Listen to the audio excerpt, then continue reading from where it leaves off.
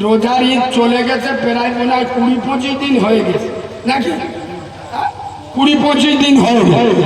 এখনো পর্যন্ত আমাদের জন মর্দদের মাথার দিক টাকাতে পারবেন?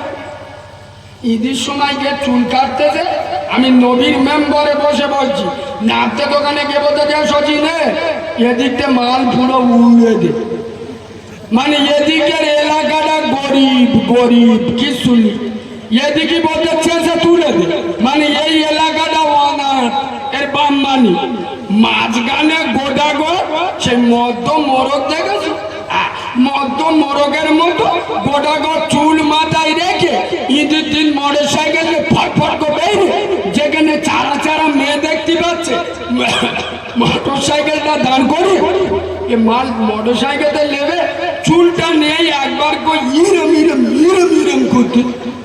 হ্যাঁ না মেয়েরা মনে মনে করতেছে ইয়ে মদ্য না হিজড়ে রে, এরা মনে মনে করছে আমি পাগামি করতে এসছি। না, এটা হাদিস বলেছি, আপনি ধরতে পারেননি, রং চঙে করে বললাম যাদের বুঝতে পারে। পাশে মাদ্রাসা আছে বড়, আমি যদি ভুল বলি কালকে জেনে নেবেন।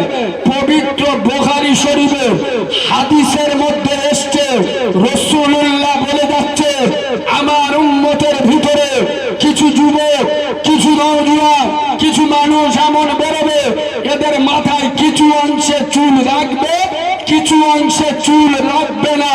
এই মাথার উপরে আল্লাহর গজব, আল্লাহর অভিশাপ পড়বে। বুকে হাত দিয়ে বলো দেবিসাবাদের মুসলমান, খোদার কসম পশ্চিম বাংলার জমিনে 100-র মধ্যে 95টা মুসলিম যুবক ঈদ উপলক্ষে লিখতে পারে না বাপের নাম চুল কেটেছে।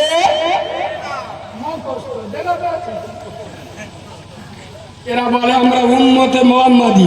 শোনেন, রাসূলুল্লাহ কাফেরদের বিরুদ্ধে বদদোয়া করেনি, উম্মতের বিরুদ্ধে বদদোয়া করলো কেন? ও আজ এখান থেকে শুরু হবে, জ্বালা যন্ত্রণা ও এখান থেকে শুরু হবে, অসুবিধা হবে? এ বাবু হক কথা বলবো না বলবো নি? কথা বলে না, চেপে বলবো না খুলে বলবো? কিছু কিছু মালের কিন্তু মুখ টুক বেঁকে যাবে। আমি নবীর মেম্বারে বসে বলে যাচ্ছি, আমার আগে আপনাদের এলাকার কৃতি সন্তান আল্লাহ ওনার 100 বছর হায়াত দিন, বলেন আল্লাহুম্মা আমিন। এলাকার যোগ্য মুফতি আল্লাহ গোটা পশ্চিম বাংলায় নাম দিয়েছে, আমি যার ছাত্র হওয়ার যোগ্যতা রাখি না। হুজুর ওয়াজ করে গেলে আমার পরেও বক্তা আছে না নেই? আমি নবীর মেম্বারে বসে বলছি, কাল সকালে সমালোচনা হবে শুধু এই মানে, আর যারা করবে পুরো মুখ দেখলে বুঝতে পারবেন মুনাফেকের বাচ্চা। কারণ আমি যা বলে গেছি সব ওই হারাম করার বিরুদ্ধে চলে গেছে, বুঝতে পারেননি? এই বাবু, আমি বাচ্চা মাওলানা কারিমুল্লাহ জাহাদি রাসূলুল্লাহ দুটো কদম জড়িয়ে ধরে ইয়া রাসূলুল্লাহ, ইয়া হাবিবাল্লাহ নবী, হে মুস্তাফা জানে রহমত, বিয়াদবি মাফ করবেন, আমার বাম্মা আপনার পায়ে কুরবান হয়ে যাক। ও নবী, আমার একটা ছোট জিজ্ঞাসা, তায়েফে যারা মারলো ওরা তো কাফের ছিল, ওদের বিরুদ্ধে আপনি বদদোয়া করলেন না, আমাদের বিরুদ্ধে বদদোয়া করলেন কেন? খোদার কসম, আব্দুল্লাহর বাটা হাসান হোসেনের নানা যান, আম্মা যান ফাতেমার আব্বা যান জবাব দিচ্ছেন। হে বিশ্ববাসী শুনে নাও, আমি যেদিন তায়েফে দিনের দাওয়াত নিয়ে যাই, তায়েফবাসীরা ওরা আমার আল্লাহকে চিনত পারেনি, ও ভাষাটা বলবেন না, চিনতে পারেনি হবে না, যে জবর ফেলতে গেলে মানে ফেলতে না, চিনতে পারেনি আর চিনত না, দুটো এক না আলাদা, কথা বলে না? তায়েফবাসীরা যেদিন নবীকে চিনেছে সেদিন মেনেছে না মানেনি? এমন মানে মেনেছে আজও পর্যন্ত ছেড়েছে? তাহলে এখানে ভাষা আসবে, চিনতে পারিনি ভাষা আসবে না, এখানে ভাষা আসবে। রসুল বললেন আমি যখন দিনের দাওয়াত নিয়ে যাই, ওরা আমার আল্লাহকে চিনত, আল্লাহকে জানতো না।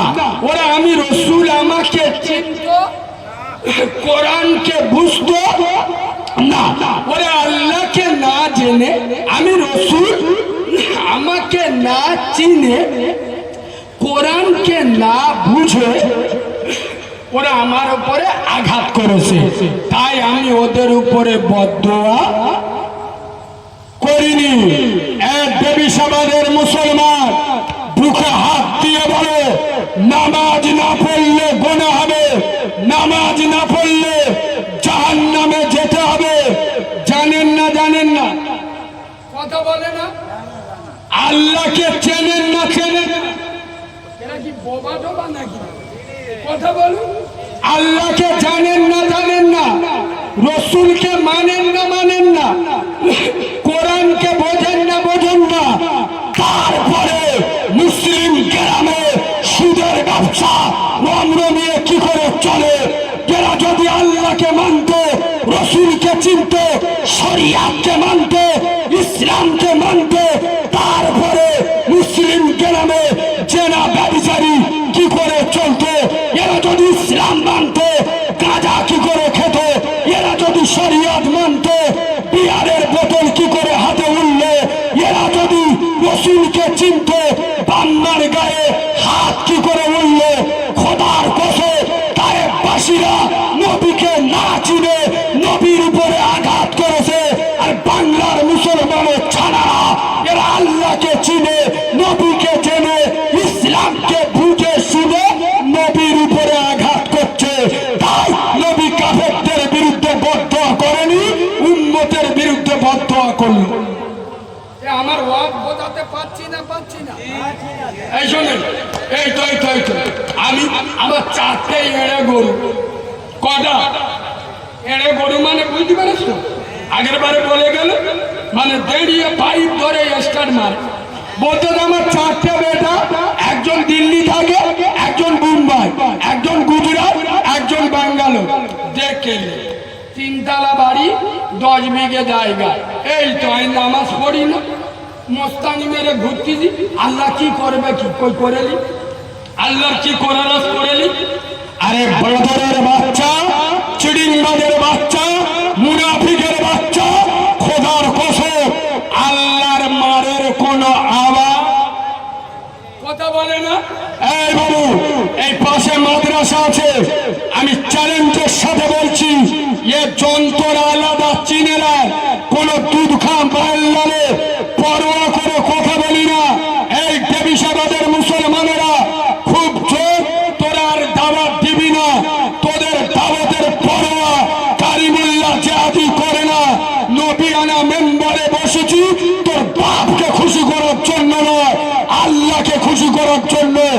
এই বাবু, এই এলাকায় যত আলেম মাওলানা আছে সবার পার জুতো আমি মাথায় রাখি, সবার পার জুতোর ধুলো চোখের শর্মা বলে মনে করি। তারপরে আমি চ্যালেঞ্জ করছি, একটা হাদিস আমাকে দেখা। রাসূলুল্লাহ বলে গেছে যে 2014 সালে ভারতে একটা সরকার আসবে। কি আসবে? বিজেপি সরকার। প্রধানমন্ত্রী হবে কে? নরেন্দ্র মোদী। ও এসে আমার ইসলামের ক্ষতি করবে, কোরআনে ক্ষতি করবে, মসজিদে ক্ষতি করবে। একটা হাদিস দেখাতে পারবেন? আমি কোনোদিন নবিয়ানা মেম্বারে উঠবো না।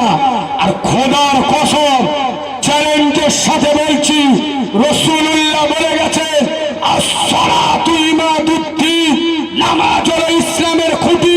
খোদার কসম নবী বলেন নরেন্দ্র মোদী ইসলামের খুঁটি ভেঙে দেবে। আরে নরেন্দ্র মোদী কেন? ওর বাপের ক্ষমতা নাই। যোগী আদিত্যনাথ, শুভেন্দু অধিকারী, ওর দাদার ঠাকুরদার ক্ষমতা নাই, ইসলামের খুঁটি ভেঙে দেবে। রাসূলুল্লাহ বলে যাচ্ছেন আসসালাতু ইমাদুদ্দিন, যারা নামাজ ছেড়ে দিল ওরা ইসলামের খুঁটিটা ভেঙে দিল। আমি আপনি ইসলাম মাননেওয়ালা, আমি আপনি মুসলিম নামের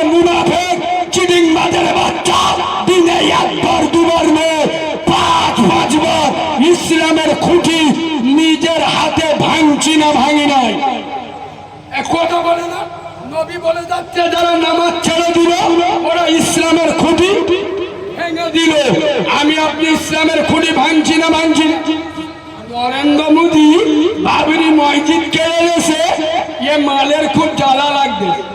বাবরি মসজিদ কেড়ে নে, এই বাঁদরের বাচ্চা, চিড়িংবাজের বাচ্চা, তোর গ্রামের বাবরিটা কি করে টেকে তুই ওই চিন্তা কর। বাবরি মসজিদ উত্তরপ্রদেশের মোল্লারা ওদের মসজিদ বুঝে নেবে। ও নিজের গ্রামের মসজিদে একত্র নামাজ পড়ো না, বাঁদরানি করার জায়গা পাও না। কি গো, আমার কথা গায়ে লাগতেছে? হ্যাঁ, আর কিছু কিছু মাল আছে দেখবেন, আমি নবীর মেম্বারে বসে বলছি, এই শুনুন আব্বা আব্বা এই মসজিদি বিরাট গরম পড়েছে, একটা হাই স্পিড পাকা দিবি বা 1,500 টাকা দেবে না দেবে না? আর বলেন নামাজ পড়ছি, কাউরার মুখ বেঁকে যাবে। আমার নানার কবরতে উঠে নামাজ পড়বে। এ বাবু, আমি জলসা করতে করতে রেগে যাই কেন জানো? পশ্চিম বাংলায় কিছু মসজিদ কমিটি আছে পাক্কা হারামি, ডবল হারামি যার বলে, মানে আল্লাহর থেকে ওর ময়া বেশি। এই আমার আল্লাহ ভিখারি, আল্লাহ ফকির, তোর মতো বেনামাজির টাকা ওকে বলে তোর টাকা দিতে হবে, তোর মসজিদে 20 ভাগ সিমেন্ট দিতে হবে।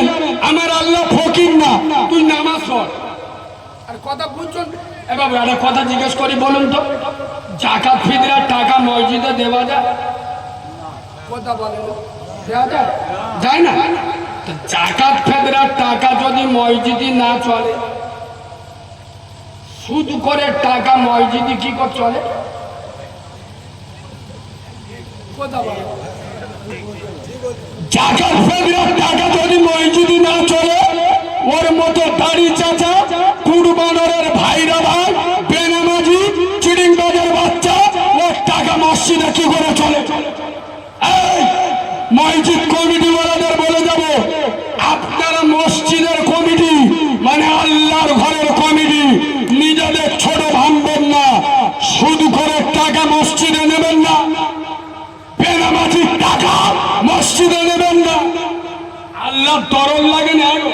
আগে আমাদের বাপ দাদারা মাটির মসজিদে নামাজ পড়ে দেবে, ওদের মনে হয় নামাজ হয়, ওদের নামাজ হয়েছে। আর এখন 3 তালা না হলে সারা এসি ঢুইকে দেওয়া মাল পাওয়া যাচ্ছে না। ঠিক বলছি না ভুল বলছি? সোনার বাবাজি নবিয়ানা মেম্বারে বসে বলে যাচ্ছি, খোদার কসম আজ মুসলমানদের কাছে সব আছে, নামাজ। আপনারা মাদ্রাসায় এসেছিল তখন শুনেছেন আমার গলায় একটা টিউমার হয়েছিল রোজার আগে। আমি রোজার আগের দিন কলকাতার অ্যাপোলো হসপিটালে আমার গলার এবং নাকের অপারেশন করিয়েছি, মারাত্মক অপারেশন।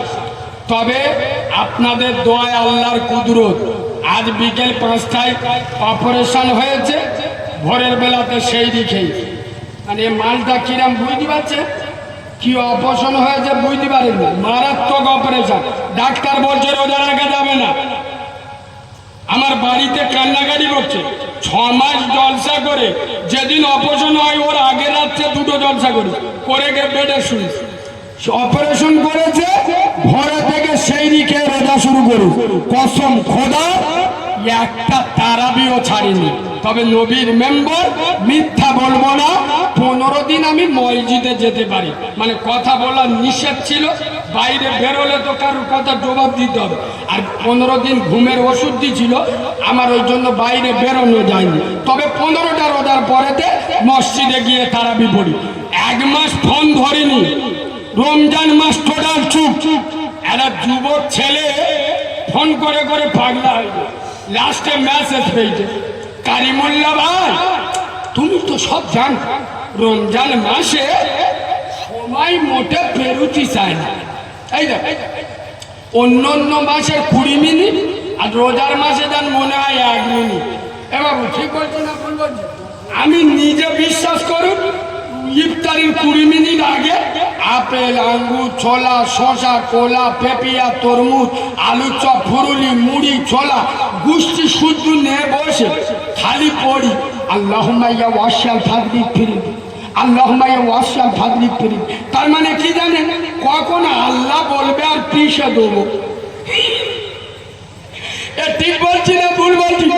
কোনো কোনো ঘড়ি দেখতিস আল্লাহ মাল ঠিক চলতেস তো, সালা কাঁটা বেরোয় না। মসজিদে যখন মসজিদ বলে ঠেলে উঠে আল্লাহর কি এখন ল বলেন, মানে আল্লাহর আটা বলে এখন লয় যায়।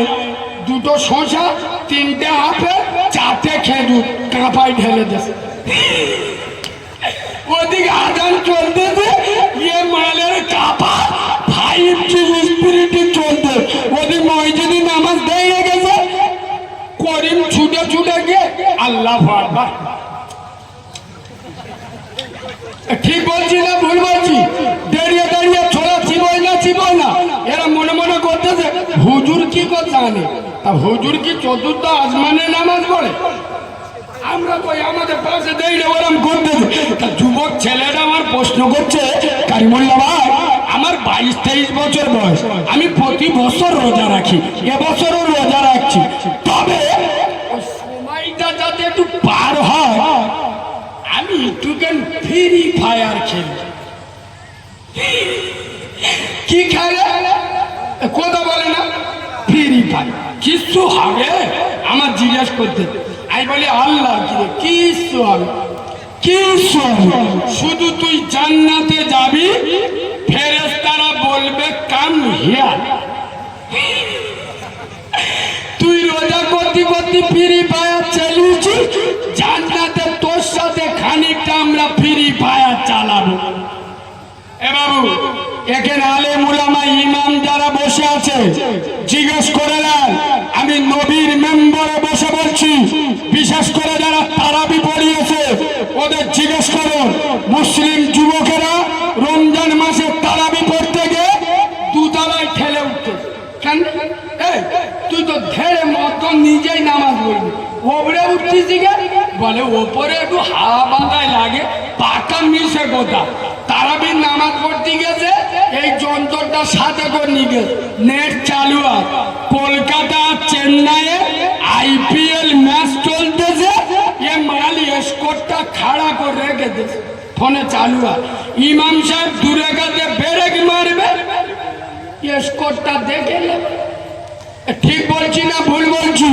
খোদার কসম নবীর মেম্বারে বসে বলে যাচ্ছি, যে জাতি খোদার ঘরে গিয়ে জুয়া ছাড়ে না, এ জাতি মার খাবে না। এ বাবু একটা কড়া কথা বলবো, সবাই অনুমতি দিলি তবে বলবো। আমার মুরব্বী আব্বাদের জিজ্ঞেস করো, এই যুবকরা জীবনে খায়, মুরব্বীরা জানে ওই নিম গাছের ছাল ভিজিয়ে কোনোদিন খেয়েছে? চোখ নীল হয়ে যাবে না? আমার কথাটা তার থেকে আরো তেতো বললি ঠিকরে উঠে যাবেন না তো? সকলে বলুন। আর আমি নবীর মেম্বারে বসে বলছি, এ হাদিস এ কথা বাংলার জমিনে কোন বক্তার মুখে পাবেন না। শুনে রাসূলুল্লাহ বলে যাচ্ছেন, কেতাবে এসছে যারা সুদ খায়, কি খায়? সুদ খায়। আর যারা জুয়াখোর, জুয়ার টাকা খায়। এক কথায় সুদখোর, আর একটা হলো জুয়াখোর। এরা যদি নামাজ পড়তে যায়, আচ্ছা উঁচু করতে হবে না হবে না? নামাজের শর্ত হলো উঁচু করা, বিনা উঁচুতে নামাজ বলো নামাজ হবে না। আচ্ছা আপনারা উঁচু করেন কি দিয়ে, স্প্রাইট না কোকো কোলা? আরে জিজ্ঞেস করছিস মানে ভালো কোনো মানে আছে? কি দিয়ে উঁচু করে? পানি দিয়ে।